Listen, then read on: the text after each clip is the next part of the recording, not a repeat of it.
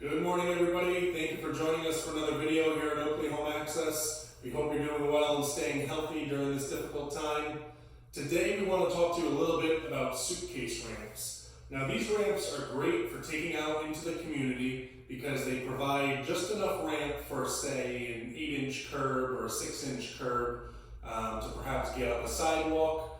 Or a lot of times in restaurants, there will be steps up to get into a bathroom. If they weren't to provide any kind of accessibility equipment, this is something that you could easily bring with you, a caregiver could bring with you.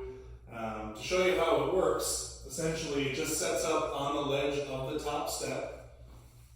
You flip it over, the other lip catches, and then you have a ramp to take you up that rise. Now these are only going to be good for something about this high. That's 2 steps. Any higher than that, you may need to max out at a 10-foot suitcase ramp, which would be about 4 feet longer than this one.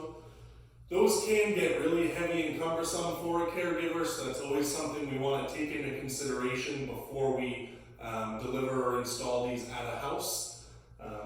You can see when you pick them up, they do have a handle like a suitcase, but given the length of it, it can be difficult to navigate through corners, and it can be pretty heavy for some caregivers, as this unit here weighs about 30 pounds. So these are all things we want to take into consideration before we do install one of these at a client's house, but they're a great thing to remember that they exist, because they can help out with a couple of stairs like this, getting out into the community and being more active in the community.